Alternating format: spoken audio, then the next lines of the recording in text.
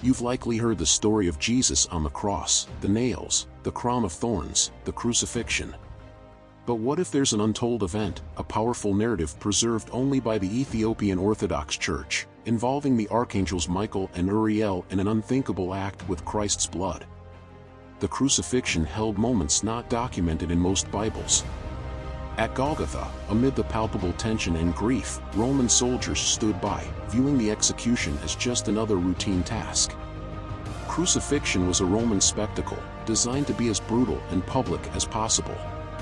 It was standard procedure to break the legs of the crucified, a practice known as crurifragium, to hasten death by suffocation. But when they came to Jesus, they found him already dead. According to John 19 verses 33 to 34, instead of breaking his legs, a soldier pierced Jesus' side with a spear, releasing blood and water, a moment fulfilling ancient prophecies from Psalm 34 verse 20 and Zechariah 12 verse 10. Modern medical experts interpret this as evidence of cardiac rupture, confirming Jesus' death and countering any claims that he merely fainted on the cross. The Gospel writers meticulously recorded such details, but the story doesn't end there. While most Christians see the crucifixion as a tale of darkness and sorrow, ending with the laying to rest of Jesus' body, there's more to uncover when the spear pierced his side. Something unseen transpired, a story the Ethiopian Orthodox Church has kept alive. In their tradition, as detailed in the homily on the Archangel Uriel, angels were not mere spectators but active participants in a divine plan at that critical moment. Why would angels gather at the cross? What mission could be so critical that celestial beings would witness this darkest hour? And why is this account a staple of Ethiopian tradition but absent from other Christian teachings? To grasp this hidden facet of the crucifixion, we must introduce an angel you may not know, Uriel, whose name translates to God is my light or fire of God, fitting for one who sheds light on divine mysteries. Despite his significance in Ethiopian tradition, Uriel is curiously absent from standard Bibles. His controversial omission might stem from the stringent criteria early church leaders used to select canonical texts, focusing on apostolic connections, widespread acceptance, theological consistency, and signs of divine inspiration.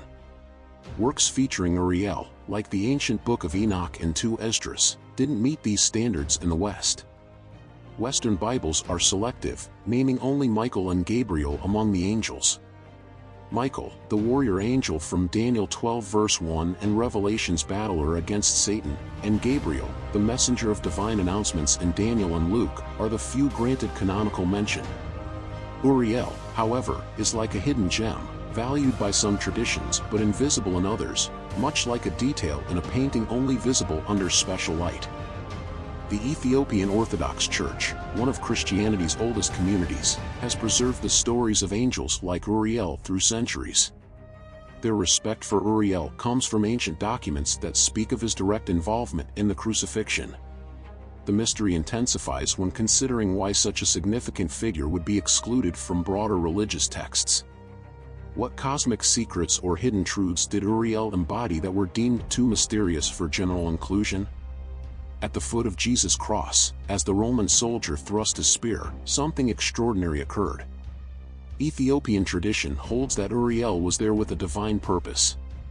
This mighty archangel, holding a chalice of light, collected the sacred blood of Christ, a moment unseen by human eyes yet of immense historical and spiritual significance.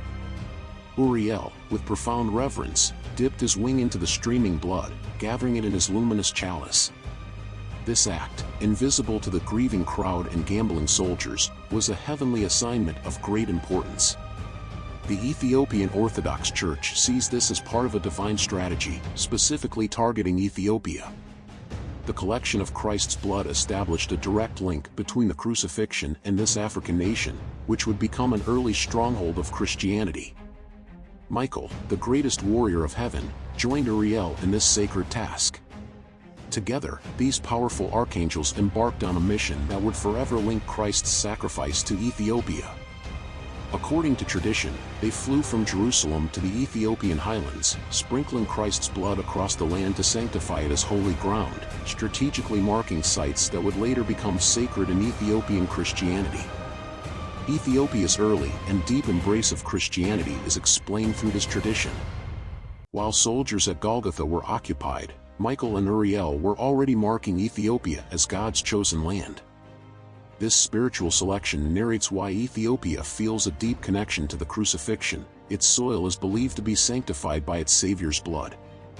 This sacred blessing bore fruit when Ethiopia became one of the first nations to adopt Christianity as a state religion in the 4th century AD under King Ezana. The blood sanctification narrative deeply shapes Ethiopian Orthodox worship, making their Holy Communion, or Qurbana, a profound reverence for Christ's blood. Ethiopian churches, some of the oldest and most revered in the world, are steeped in this tradition. The connection between these ancient holy sites and the blood sanctification is embedded in Ethiopian consciousness. Believers see these spaces as direct results of the archangel's actions, physical manifestations of divine favor that began at Calvary. For modern skeptics, the absence of this story from the Bible may be puzzling, but for Ethiopian Orthodox believers, it doesn't undermine the truth. Many sacred traditions exist outside the biblical text yet remain central to Christian communities worldwide. This story has been preserved through centuries of oral tradition and written homilies, faithfully passed down. Ethiopian churches, some of the oldest and most revered in the world, are steeped in this tradition. The connection between these ancient holy sites and the blood sanctification is embedded in Ethiopian consciousness. Believers see these spaces as direct results of the archangel's actions, physical manifestations of divine favor that began at Calvary. For modern skeptics, the absence of this story from the Bible may be puzzling, but for Ethiopian Orthodox believers, it doesn't undermine the truth. Many sacred traditions exist outside the biblical text yet remain central to Christian communities worldwide. This story has been preserved through centuries of oral tradition and written homilies, faithfully passed down. Even today, new Ethiopian Orthodox churches continue this centuries-old tradition of painting Uriel with his cup. This practice helps maintain a connection to believers of the past, strengthening a unique Christian identity that flourished independently of European influence and survived isolation from other Christians. The red in these paintings is rich with meaning.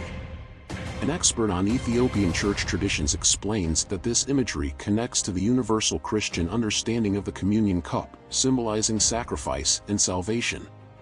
It reminds worshippers that Jesus' blood was shed not only to save souls but also to sanctify Ethiopia's land.